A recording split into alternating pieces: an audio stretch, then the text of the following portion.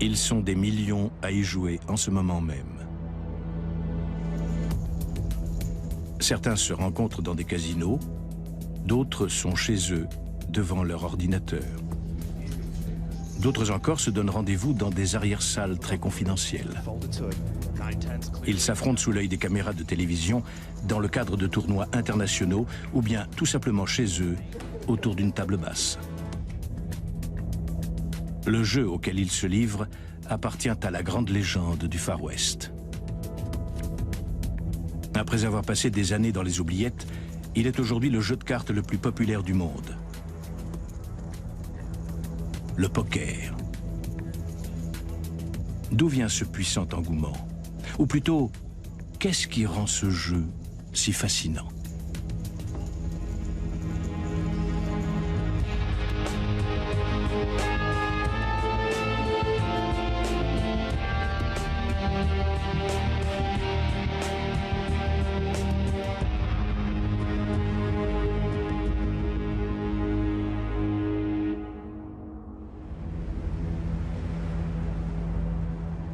Nous allons nous plonger dans un monde où le poisson est le perdant. Se faire traiter de poisson, de fish, est une insulte. Le poisson est un piètre joueur. La nature du requin, en revanche, est celle d'un prédateur. Le requin, c'est le vainqueur. Il peut arriver que le poisson devienne prédateur et que le requin devienne proie. C'est dans l'ordre des choses. Nous allons prendre place à des tables où l'on se raconte des histoires. Mais méfiance. Si certaines sont vraies, d'autres sont des mensonges. Gare au bluff. Et puis ce serait une erreur de négliger la part d'imprévu de cet univers, la chance.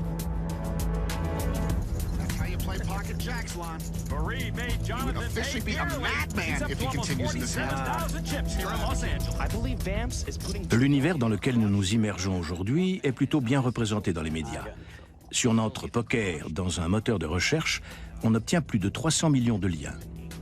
Il existe des articles, blogs, pages de conseils et autres sites didactiques en ligne dans lesquels on peut trouver tout ce qu'on veut savoir et ce qu'on préférerait ne pas savoir d'ailleurs.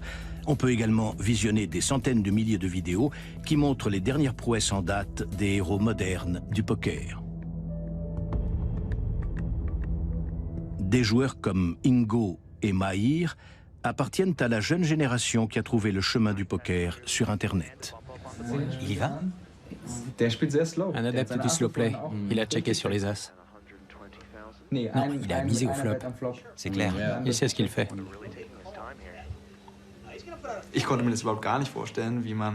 Pour moi, le poker, c'était avant tout un jeu de hasard. Je ne pouvais pas imaginer une seule seconde que ça fasse appel à la stratégie, à la réflexion, ou à des formules mathématiques très pointues. J'étais persuadé que c'était du pipeau, que les grands, les joueurs professionnels, n'étaient que des personnalités creuses dont les médias avaient fait des icônes, un peu à la manière des catcheurs.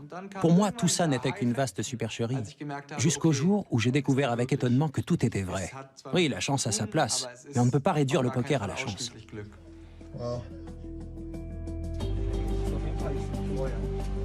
Les joueurs de poker sont souvent des autodidactes. La connaissance vient avec l'expérience.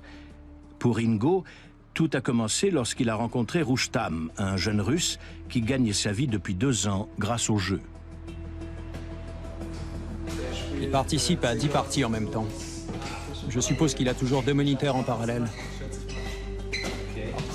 Il faisait comme ça la dernière fois. Attendez, il va ouvrir. Ouvre, roi du poker. Salut, ça va? Ça va? Super, et toi? Salut. Salut.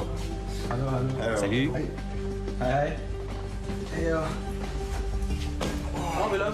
On s'installe? Au départ, je ne l'ai pas cru quand il m'a parlé des grosses sommes qu'il avait remportées en jouant au poker. Et il m'a montré les statistiques sur lesquelles il s'était basé et comment il avait fait. Et franchement, il gagnait très bien sa vie. Lui et moi, on est devenus amis. J'ai appris énormément de choses sur le poker auprès de lui. À force, je me suis perfectionné.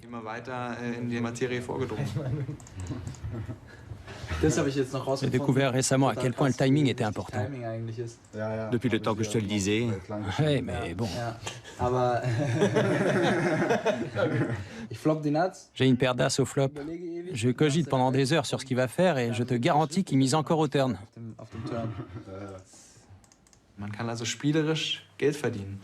On peut aussi gagner de l'argent en jouant. Quand j'ai compris ça, au tout début, j'ai trouvé ça génial. Bien sûr, je peux tout aussi facilement en perdre beaucoup. Mais je crois malgré tout qu'une grande part de la fascination vient de là. Sans argent en jeu, des millions de gens ne joueraient sans doute pas chaque jour au poker. Mais l'appât du gain justifie-t-il à lui seul l'envie de s'asseoir à une table de poker?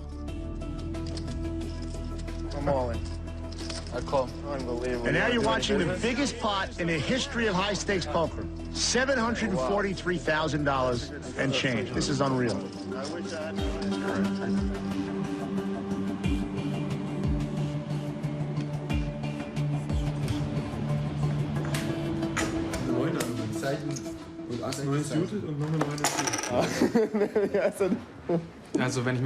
Quand je joue avec des amis, le plus souvent, on a surtout envie que ça bouge. Du coup, on fait des mises qui tournent autour de 20, 30 ou peut-être 40 euros. Mais pas plus. La plupart des gens découvrent le monde du poker en participant à des soirées privées comme celle-ci. En général, ils ne cherchent pas à évoluer à l'extérieur de ce cadre. Ce n'est sûrement pas ici que leurs rêves de fortune se réaliseront. Ils trouvent leur plaisir dans la convivialité du jeu. Mais nous avons en nous comme un réflexe archaïque, un besoin enfoui au fond de notre cerveau, le goût de l'affrontement, du duel, du bras de fer. Avec de l'audace, de l'habileté, de la confiance en soi et un petit coup de chance au bon moment, on peut être le vainqueur d'un soir. C'est encore mieux qu'au casino. Mais un jour ou l'autre, les joueurs ambitieux de la veine d'Alex sont attirés par des enjeux supérieurs.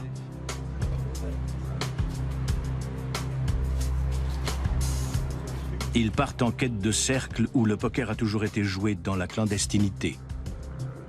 Rares sont ceux qui s'inquiètent sérieusement du fait que leur pratique soit illégale. Ceux qui leur inspirent la crainte ou le respect, ce n'est pas une descente surprise des forces de l'ordre, mais plutôt certains adversaires qu'ils affrontent dans les arrière-salles.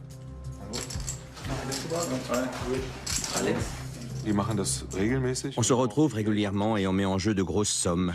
Je suis un peu stressé, je vais voir à quelle sauce je vais être mangé. Je dois essayer de garder mon sang-froid, surtout au début. Éviter de donner l'impression que je suis le petit nouveau à plumer.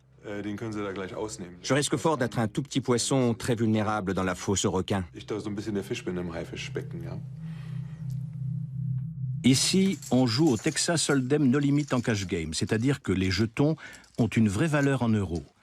On peut en racheter au fur et à mesure, de façon à jouer aussi longtemps qu'on le souhaite. Le cash game, c'est le poker à la mode capitaliste.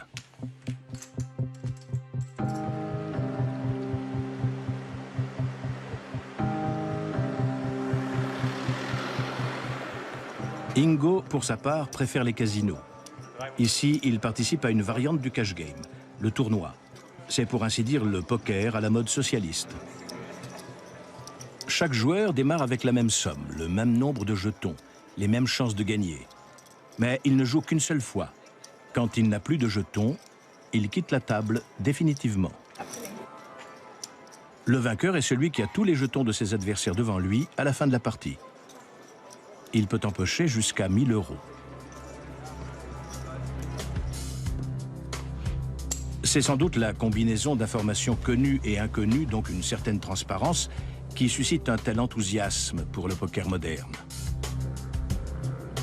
Chaque joueur reçoit 2 cartes fermées qu'il est le seul à connaître. S'y ajoutent l'une après l'autre 5 cartes communes à toute la table. Le flop, le turn et la rivière. Les joueurs utilisent ces cartes pour compléter leur jeu. Autant d'indices qui permettent à chacun de déduire des informations importantes sur la main de ses adversaires. La partie elle-même se déroule en 4 tours d'enchères maximum, avant et entre la révélation des cartes communes. À partir de ce moment, on raconte des histoires. Certaines sont vraies et d'autres non. Miser ou relancer, est-ce que ça veut dire qu'on a une combinaison forte? Et si on ne fait que suivre, est-ce que c'est parce qu'on attend une carte ou est-ce pour faire mine d'avoir une main faible? On peut croire ce que disent les autres ou partir du principe qu'ils cherchent à nous mener en bateau. Une chose est sûre, on a un certain nombre de choix à faire. Et si on veut faire les bons choix, il faut évaluer ses adversaires et bien lire sur leur visage.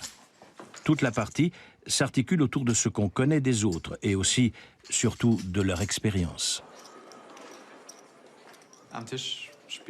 À la table, on est comme sur scène, dans un rôle. On enfile un masque et on donne une image de nous-mêmes qu'on va garder jusqu'à la fin de la partie et avec laquelle les autres vont composer. Par exemple, quand on a une image de joueur très prudent, on se donne la possibilité de bluffer dans des situations où on n'a absolument rien en main, en faisant croire qu'on a d'excellentes cartes. Le fait de passer pour un joueur prudent et raisonnable nous confère naturellement une certaine crédibilité. On ne ment jamais plus qu'à une table de poker. Ici, il n'y a pas de vérité absolue qui tienne, et on ne peut pas compter sur la parole de l'autre, car notre adversaire est de taille. C'est le bluff. Le bluff, on sait qu'il existe, mais pas où il se cache. Il représente la part anarchiste du poker. Il démolit les certitudes et empêche les protagonistes de se sentir en sécurité. Au poker, le mensonge calculé est autorisé. Il joue même un rôle déterminant dans la stratégie. Et lorsqu'il est couronné de succès, il est magistral. Il est impossible d'avoir de bonnes cartes à chaque main, d'où l'intérêt de savoir composer au bon moment pour donner un coup de pouce à la chance. En ce qui me concerne, j'essaie généralement de donner une image de moi qui n'est pas spécialement celle d'un joueur prudent. Ce serait plutôt le contraire. Je veux passer pour quelqu'un d'inconséquent, de très agressif, d'imprévisible. Je suis celui qui risque tout quand il n'a rien. De cette façon, quand j'ai une bonne main, j'ai de grandes chances de toucher le gros lot.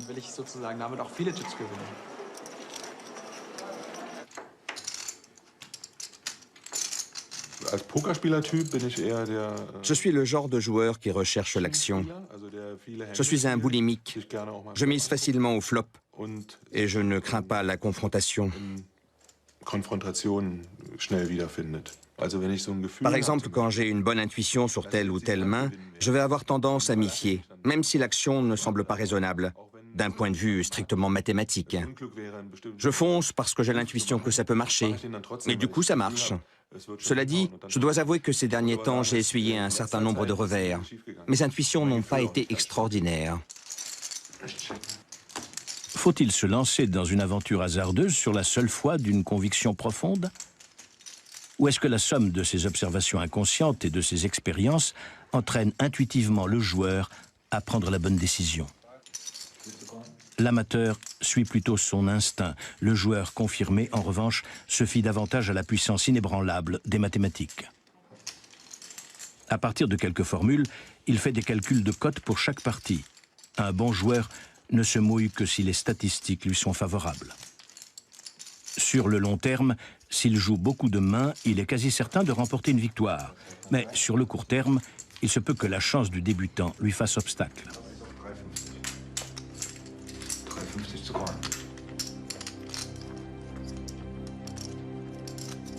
À la donne, la paire de dames est une main très forte, la troisième après les as et les rois. Alex est a priori le joueur le mieux loti de la table. Il peut commencer à faire monter la pression pour décimer ses adversaires.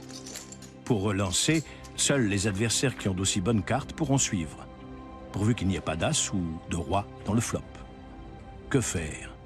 Si on se fie à la raison, on se dit qu'un des adversaires a peut-être un autre as dans sa main, donc une paire d'as, donc une main plus forte. Il faut laisser tomber. Si on obéit aux lois mathématiques, on se dit qu'on a environ 15% de chance d'améliorer la main au prochain tour. Un brelan de dame, par exemple. On attend. Si on se base sur l'expérience, on se dit qu'il y a du bluff dans l'air. Et l'intuition, alors? Je suis. Turn.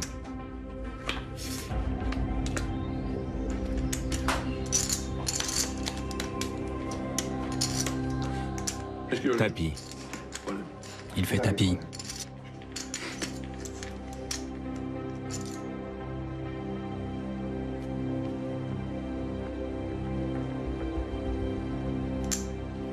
Je suis. Tapis, il suit. Ma main est moins bonne. Non, elle est moins bonne.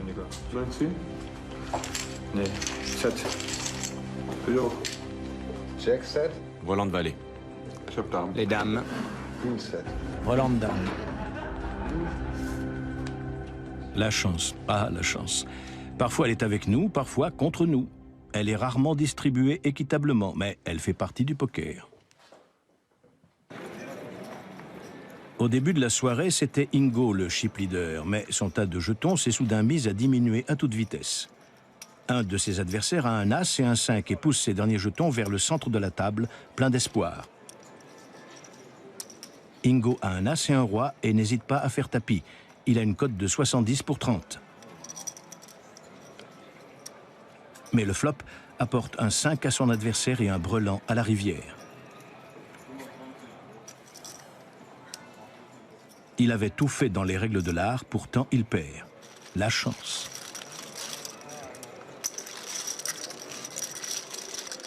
Quelques tours plus tard, il tire sa révérence. C'est l'issue classique des tournois de poker. Tous les joueurs doivent apprendre à l'accepter.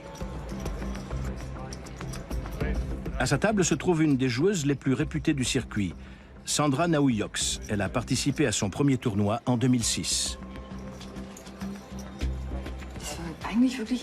Au départ, je me suis retrouvée là par hasard. J'ai commencé en ligne, comme la plupart des gens de nos jours. Mais le vrai déclic, je l'ai eu quand j'ai joué en live. J'ai découvert que c'était vraiment ça qui me plaisait dans le poker. Essayer de savoir ce qu'il y a dans la tête des autres joueurs, les observer, me faire une idée sur eux et sur leur jeu, déceler les indices, repérer leurs faiblesses et les exploiter. Ce qui m'intéresse, c'est le côté psychologique du jeu. C'est vraiment ce qui m'a poussé à dire « c'est ça que je veux faire, ça et rien d'autre ».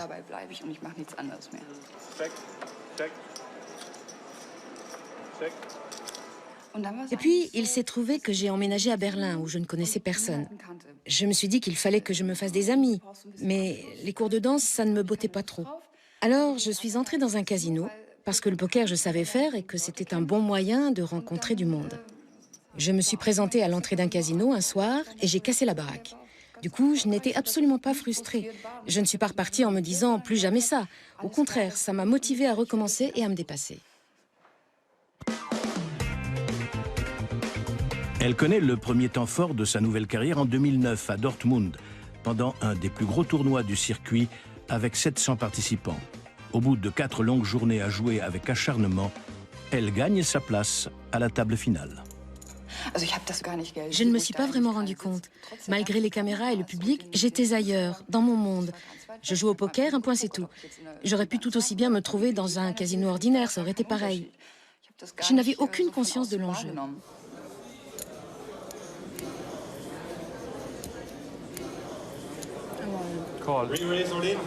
Le donneur va-t-il poser un 9?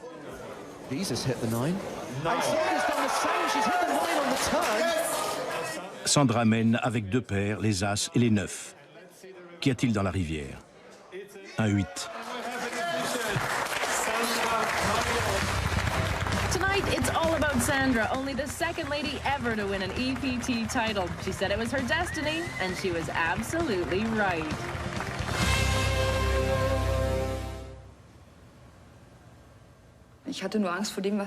Après le tournoi, j'ai paniqué. J'étais dans ma voiture de location, je rentrais chez moi et j'ai brutalement imaginé ce qui m'attendait. Est-ce que je voulais rentrer à Berlin et affronter les questions de tout mon entourage, de ma famille? Non, vraiment pas.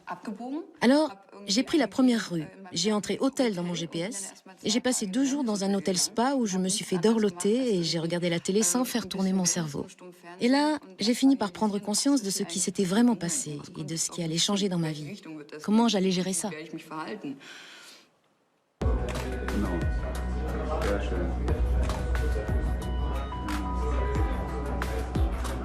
Wunderbar.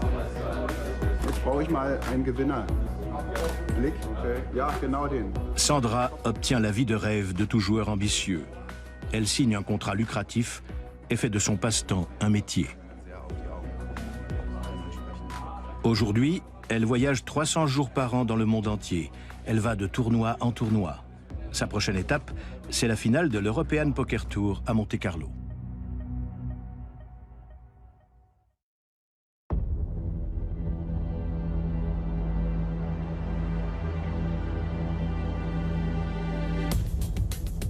Le monde du poker aime se parer de superlatifs, y compris dans ses versions numériques. Des millions de joueurs se rencontrent 24 heures sur 24 sur diverses plateformes.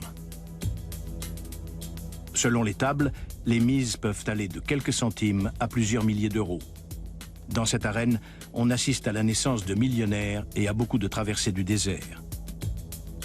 Tout semble se dérouler de la même façon que dans le poker en live, à une exception près.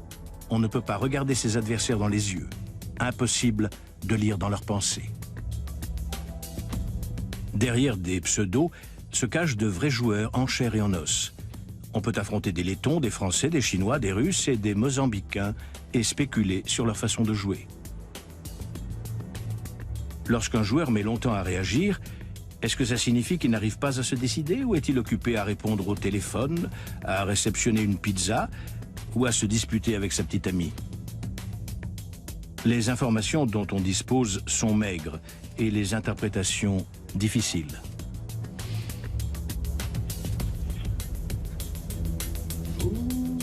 Oui, la sauterne.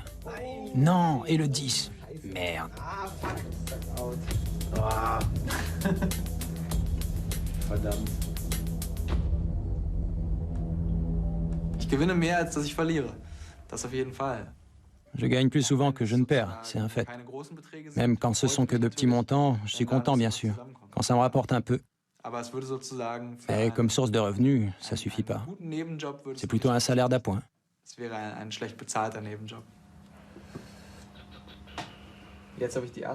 Avec mes as, relance UTG à 3 fois la grosse blinde en cash game.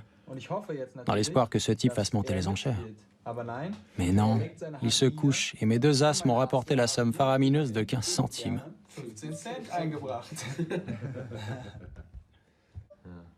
Extraordinaire.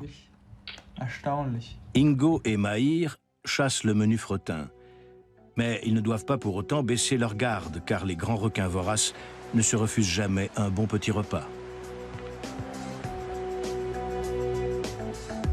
3 de ces requins vivent ensemble en colocation sur l'île méditerranéenne de Malte. Ils se sont offerts un grand appartement spacieux avec vue sur mer et sur le casino. Vous y êtes déjà entré, vous? Moi, j'ai déjà joué au casino, mais bon. Ça va peut-être vous paraître étonnant, mais ça nous intéresse pas trop. On trouve ça un peu barbant de jouer au poker autour d'une table.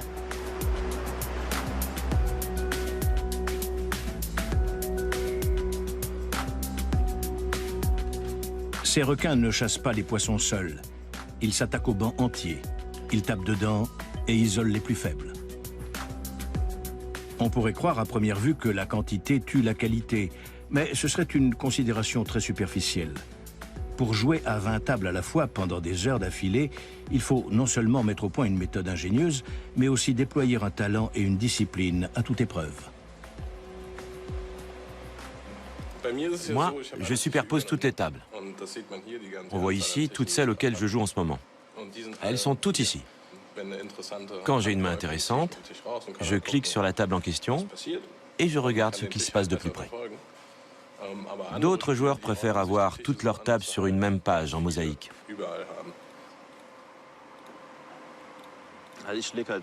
Pour moi, le plus important, c'est de jouer aux tables les plus intéressantes. Les tables où se trouvent au moins 3 mauvais joueurs. Mais ce n'est pas toujours facile. On est en permanence à la recherche de la bonne table et il faut prendre des notes sur les erreurs qu'on arrive à détecter ou bien sur ceux qui lâchent plus facilement leur argent que d'autres. Au final, c'est souvent eux qui rapportent le plus. Pour avoir une bonne vue d'ensemble, j'étiquette les bons et les mauvais joueurs, de façon à les reconnaître tout de suite. Par exemple, je vois qu'à la table de 9, j'ai déjà 4 profils marqués en orange. Là, je vois un joueur violet, un très mauvais joueur contre lequel j'ai déjà joué par le passé.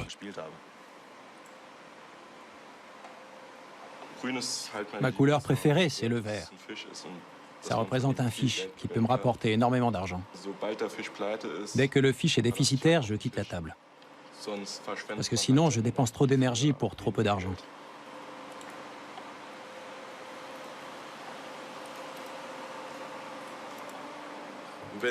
Quand je joue en ligne, je ne vois pas le type qui est en face de moi. Je vois seulement ce qu'il fait. Je vois sa façon de jouer, jusqu'où il est capable d'aller. J'ai un petit logiciel qui observe les joueurs à ma place. Du coup, je ne travaille quasiment qu'avec des chiffres.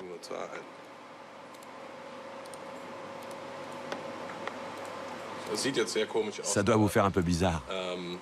En gros, les plus utiles sont les 3 premiers, les chiffres qu'on voit en haut. Un type qui joue à 13%, c'est quelqu'un qui joue serré. Ah, j'en ai un, ça y est.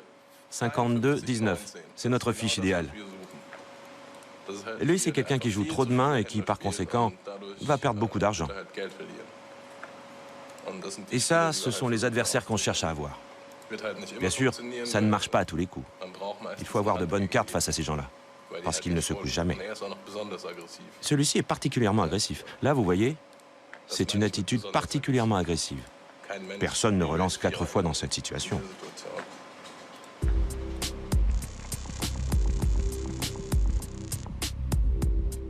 Des milliers de mains jouées chaque heure, et autant de choix à faire.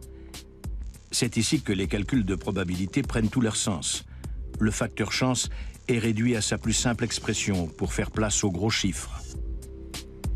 Sur quelques mains, l'amateur peut battre le professionnel, mais sur des millions, c'est quasiment impossible. Les amateurs seraient étonnés de voir à quel point ils sont transparents et prévisibles pour les professionnels bien équipés. Finalement, c'est comme tout le poker. 90% des joueurs perdent et seule une élite gagne de l'argent. Nos adversaires viennent de toutes les catégories socio-professionnelles. De l'ouvrier au chômeur, en passant par le lycéen, le banquier, même le juge. On n'a pas le temps de se préoccuper de ce genre de détails. De toute façon, ça n'a pas vraiment d'importance d'où ils viennent et l'état d'esprit dans lequel ils sont. Nous, on fait notre boulot. C'est une question à laquelle ils ne voudront jamais répondre, mais on peut aisément imaginer que leur revenu annuel se chiffre en plusieurs centaines de milliers d'euros. Une somme qui les place dans la moyenne des professionnels du poker.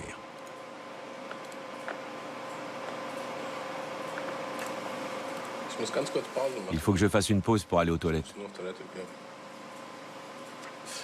Mais je ne peux pas simplement me lever. Ce serait comme leur offrir de l'argent sur un plateau. J'ai lu sur un forum qu'un type avait perdu tellement d'argent en allant aux toilettes que, depuis, il avait toujours une bouteille vide à portée de main.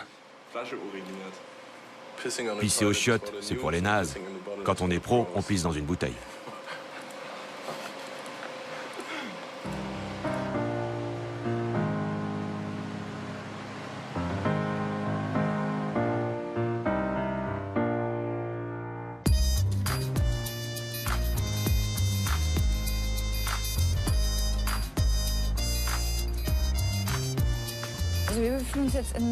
C'est ici, à Monte-Carlo, qu'aura lieu la grande finale de l'European Poker Tour, qui est considéré comme le tournoi européen des élites. Toute l'année, on s'y prépare et on s'en réjouit d'avance.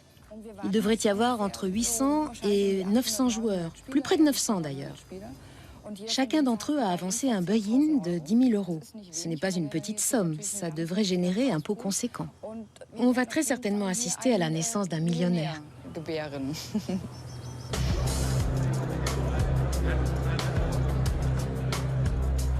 Qui peut se permettre d'avancer des droits d'entrée pareils pour une partie de poker?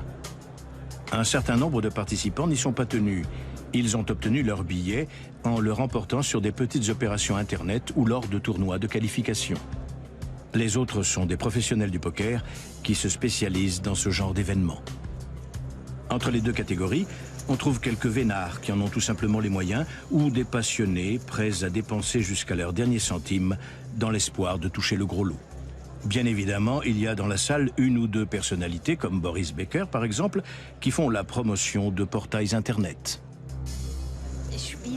Je joue énormément sur Internet chaque jour. Je ne sais pas si on peut appeler ça une drogue. La définition de l'addiction au poker, c'est de ne plus avoir envie de faire quoi que ce soit d'autre de sa vie, peu importe qu'on gagne ou qu'on perde. Moi, je joue pour gagner. Certains, comme le célèbre handballeur Stefan Kretschmar, se sont inscrits sans avoir la moindre idée de ce qui les attend. Le tournoi dure 5 jours. On joue 12 heures par jour. Tu as 30 000 jetons, les blindes augmentent toutes les heures. On commence à 25 et 50, puis 50, 100, puis 75, 150, de toutes petites mises. Tu as beaucoup de temps pour jouer. 12 heures par jour. En gros, tant que je reste dans la partie, je joue 12 heures par jour. Oui. Enfin, 12 heures en tout. On joue vraiment pendant 10 heures, 9 ou 10 heures. Ah, je vois. Oui, avec les pauses, on arrive à 12 heures. Est-ce qu'ils vont remarquer que je suis un débutant? Ils ne mettront pas longtemps, à mon avis. Arrête un peu. Moins de 10 minutes, je dirais. Ah, t'exagères. La moyenne d'âge est étonnamment basse. Mais dans le tas, il y a aussi des professionnels qui se sont pris de passion pour le poker, bien avant que ça ne devienne un jeu populaire.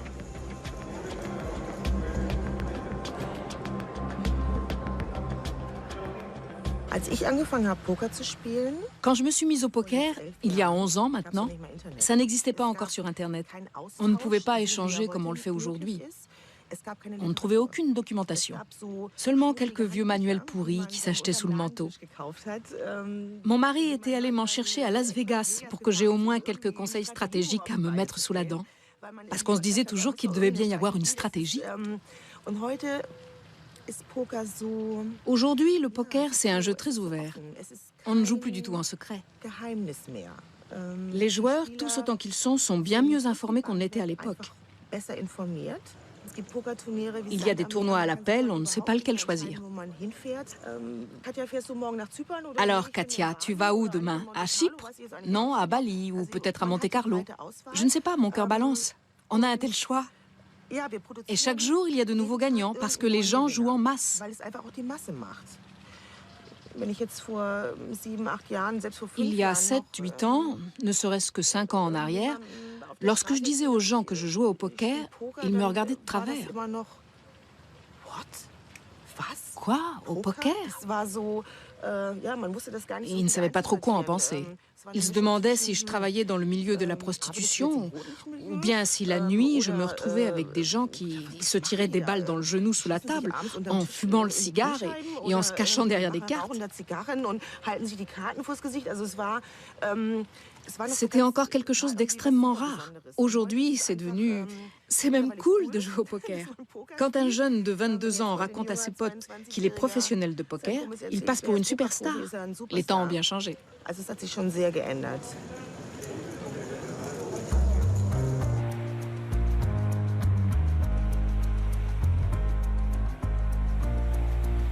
Se ressourcer une dernière fois, dormir un peu avant le combat sans merci, dans cette ville où même les immeubles ressemblent à des tours gigantesques de jetons de poker.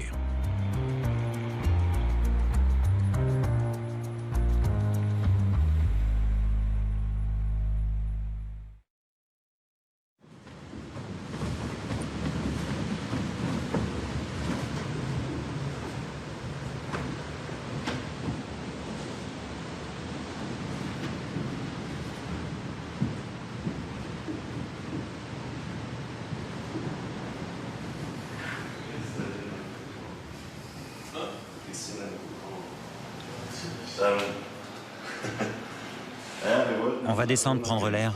Tu nous accompagnes?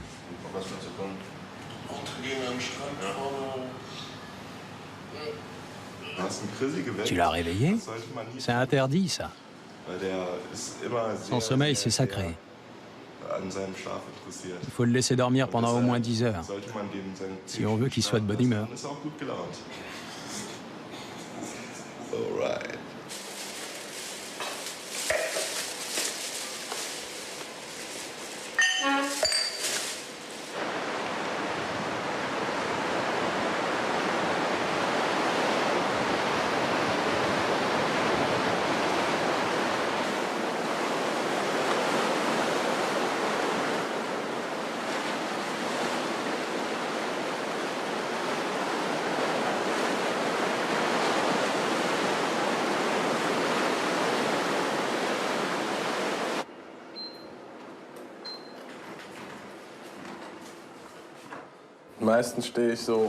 En général, je me lève vers 14 ou 15 heures.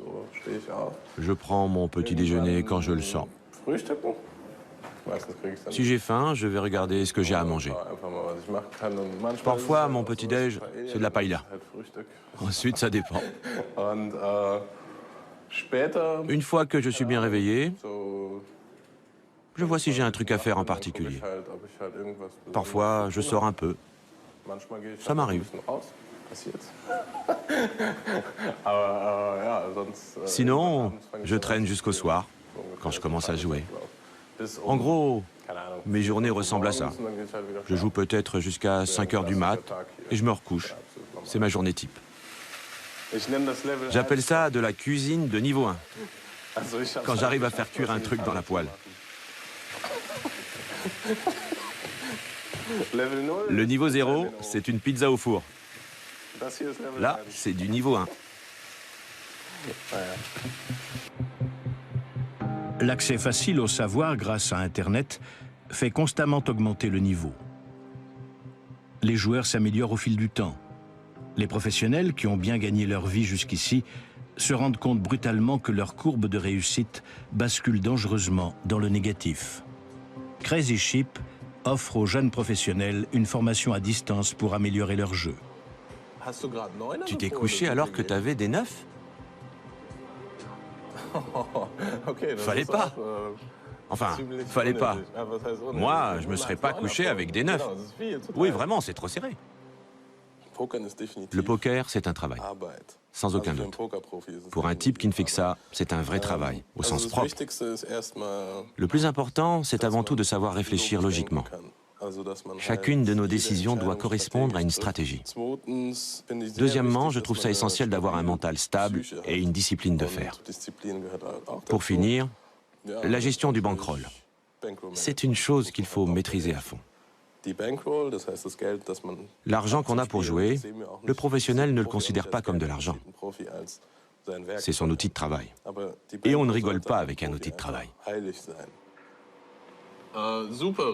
Super Ripper est un joueur très large. Il a 43 et 26. Ce qui veut dire que As-Dame domine sûrement son panel. Tu auras l'air très fort si tu relances depuis la petite blinde. Daria doit pas être très fort. Il ne fait que suivre quand le jeu est large.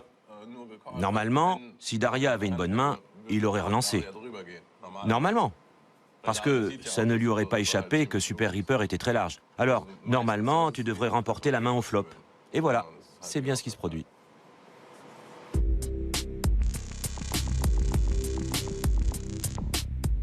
Il y a un dicton. Quand on est numéro 10 mondial au poker, alors on n'aime pas s'asseoir à la même table que les 9 autres. Dans l'absolu, un joueur de poker doit toujours aspirer à être à une table où les autres jouent moins bien que lui, pour avoir un avantage sur eux dès le départ et gagner de l'argent.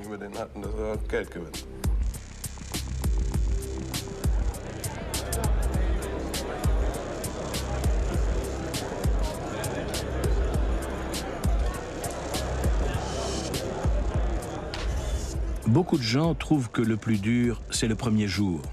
Il faut s'immerger, s'asseoir avec des inconnus à une table et tout d'abord les observer et les évaluer.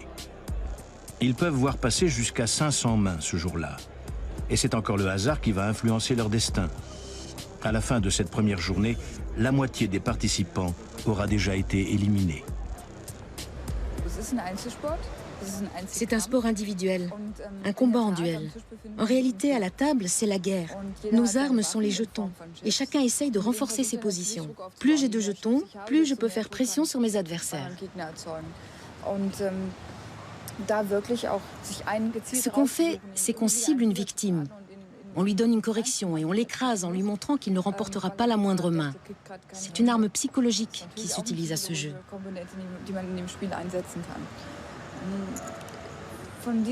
Des gens qui essayent de vous intimider, il y en a beaucoup.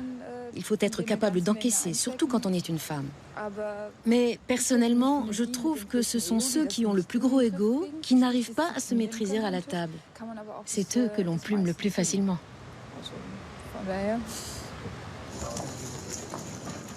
Ici, on ne porte pas des lunettes de soleil pour le style. C'est un outil de travail important qui rend les joueurs impénétrables. La musique adoucit les mœurs, mais surtout, les écouteurs protègent des bruits monotones et répétitifs du tournoi. ces incessants murmures et cliquetis de jetons.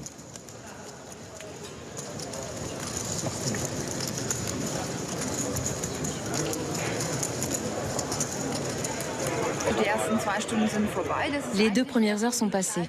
C'est le moment où l'on scrute ses adversaires. Toi, es-tu agressif? Es-tu serré? Es-tu prudent? On commence avec 30 000 jetons. Si j'arrive à ajouter ne serait-ce que 50% à ma mise, je sortirai déjà avec une belle somme.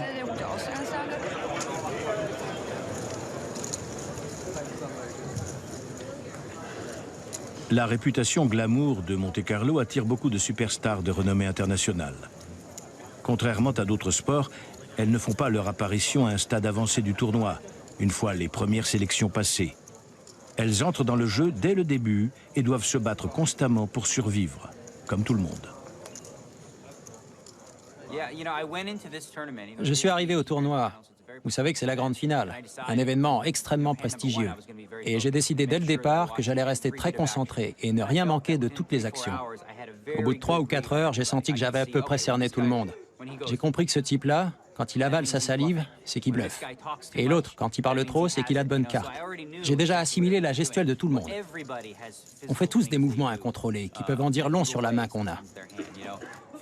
Par exemple, au moment du flop, on scrute les yeux du mec d'en face.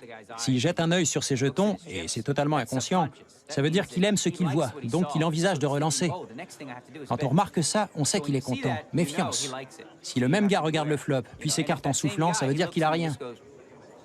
Ça marche pas à tous les coups, mais si on observe bien les autres joueurs, on peut découvrir des gestes inconscients chez tout le monde. C'est ainsi que certains tas de jetons grossissent. Mais de plus en plus souvent, on entend retentir les annonces froides des donneurs. Sit open. Les perdants partent en silence, sans se faire remarquer. Encore un espoir perdu, un rêve brisé. Stéphane Kretschmar ne tient pas très longtemps. Qu'est-ce que j'ai appris? J'ai appris déjà qu'il faut être décontracté et savoir prendre son temps dans ce genre de tournoi. Parce que ça dure 5 jours. Je ne sais pas si ça aurait mieux marché contre d'autres adversaires. Mais je suis convaincu qu'ils ne te regardent pas avec les mêmes yeux et ne jouent pas de la même façon lorsqu'ils comprennent que tu débutes. Je n'ai pas transpiré ni quoi que ce soit, mais j'ai été trahi par ma façon de jouer. Ce sont des pros, c'est clair. On ne s'assoit pas à la table avec eux comme ça. C'est un peu démoralisant.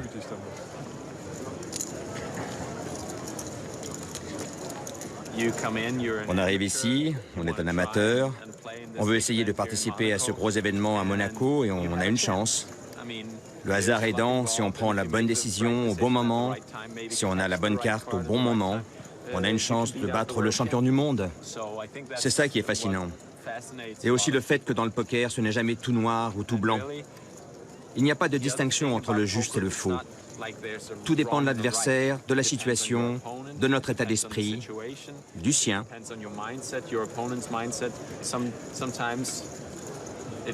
Parfois, ça vaut le coup de tenter le gros bluff. Mais si on se fait pincer, c'est terrible. On peut se faire sortir du tournoi. Il faut être fin psychologue, pas mal matheux. Et ensuite, selon l'adversaire et notre état d'esprit, on peut aller en finale ou se faire sortir dès le premier jour.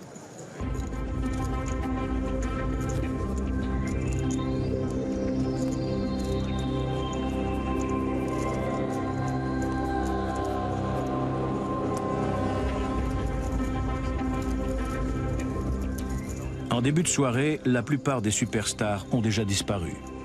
Phil Ivey, considéré comme le meilleur joueur de poker à l'heure actuelle, reste à la table la durée de son massage.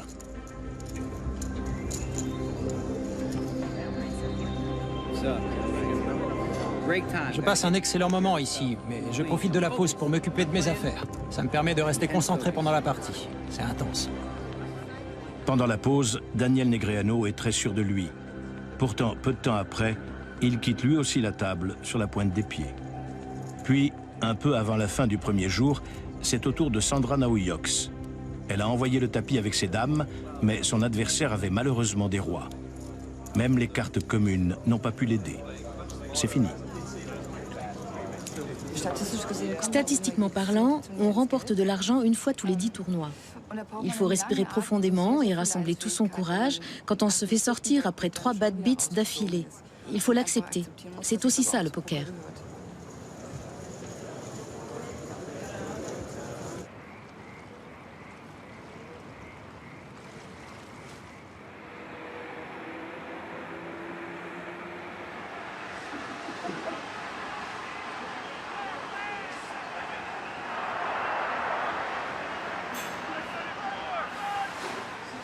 Même les joueurs les plus talentueux, avec les techniques les plus infaillibles, ne peuvent pas gagner à tous les coups. Certes, on peut réduire la part de hasard, mais on ne pourra jamais la maîtriser totalement.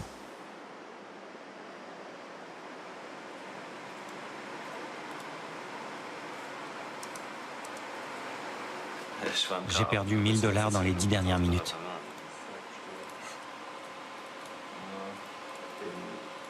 Je réessayerai plus tard.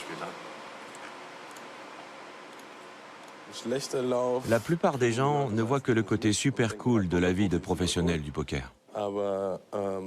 Ils ne voient pas les mauvaises passes. Pourtant, on traverse des périodes noires pendant lesquelles on a vraiment la poisse. On joue des milliers de mains qui tournent systématiquement mal. La malchance, ça existe au poker. C'est même une des caractéristiques du jeu. Même si je fais tout ce qu'il faut, si je ne trouve aucune erreur dans ma façon de jouer, je dois m'armer de patience et continuer à jouer jusqu'à ce que je recommence tout doucement à gagner.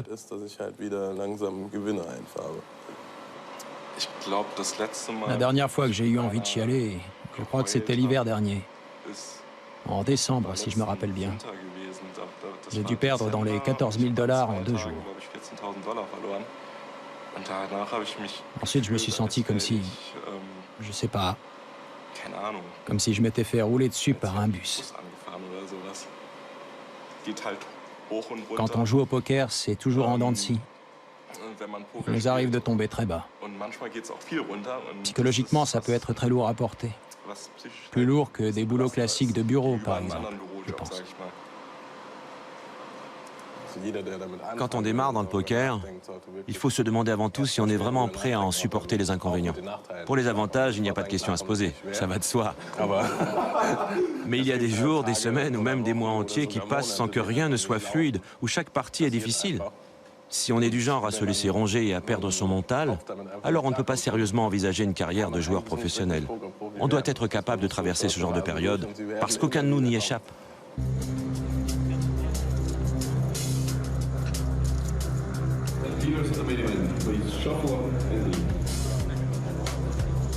Le lendemain, il ne reste que la moitié des participants. La plupart d'entre eux sont des joueurs professionnels européens. Ici et là, on découvre un nouveau visage. Tandis que certains ont la chance de se demander comment ils vont agencer tout leur tas de jetons, d'autres ont de plus en plus de mal à retrouver leur souffle. Avec les jetons qui leur restent, ils n'ont plus d'autre choix que de passer en mode push or fold. Ils ne peuvent plus relancer. Alors avec des cartes moyennes, ils suivent et croisent les doigts. Et là, soit ils s'écroulent, soit ils doublent leur mise et survivent.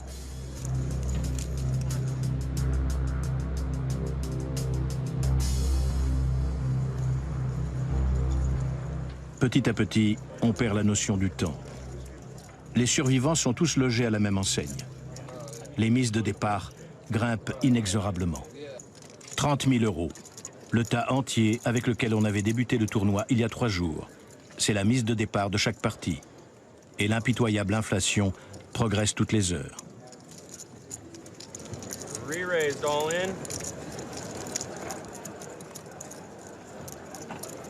Même ceux qui ont de gros tas de jetons en sont réduits de plus en plus souvent à passer en mode push or fold. Le hasard occupe une place de plus en plus importante. Chaque mot peut être un arrêt de mort.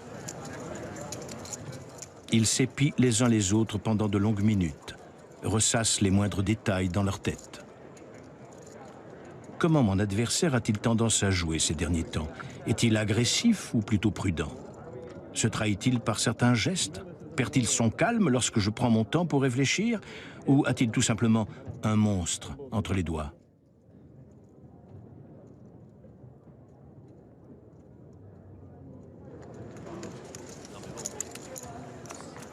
Les joueurs restants commencent à gagner de l'argent. Chaque fois que l'un d'entre eux quitte une table, les enjeux augmentent un peu.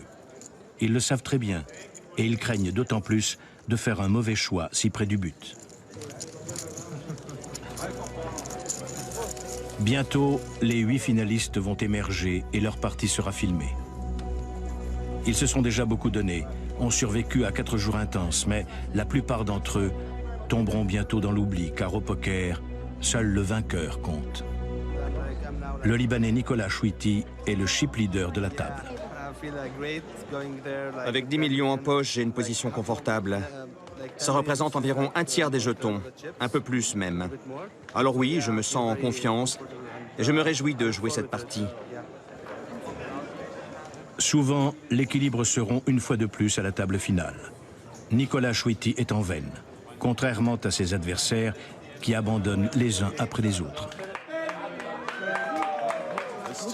He does have 2 aces. Oh, come on. It's ridiculous. 8s for Klinger. I'm all in. Call. And he makes his move, insta-call.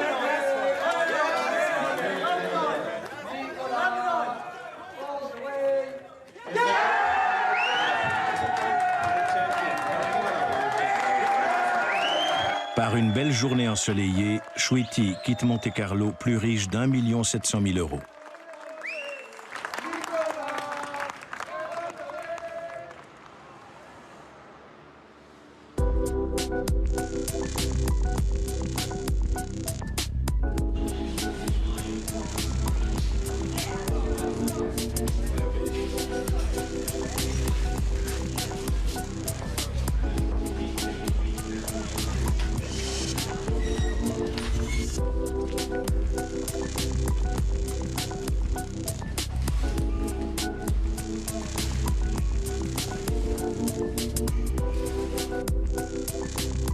Tard dans la nuit, Crazy Chip essaie un nouveau portail.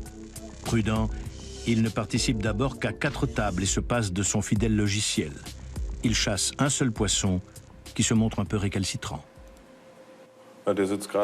Il est là avec 1500 $, dont 400 m'appartiennent. S'il a un as, je peux récupérer tout son tas de jetons. Il n'a pas d'as. D'habitude, un type normal mise entre 20 et 35% de sa main, en gros. Ce joueur mise 80%. Ce n'est pas rentable du tout, et je cherche à l'exploiter. Ah, c'est peut-être la bonne. Dommage. Ce poisson a beaucoup de chance. Il arrive à s'extraire habilement de toutes les situations et à gagner. Cette nuit, Crazy Chip s'est rendu à l'évidence qu'il ne mangerait pas le poisson. Sa proie a remporté 2000 $ en misant 400 et finira par lever le camp.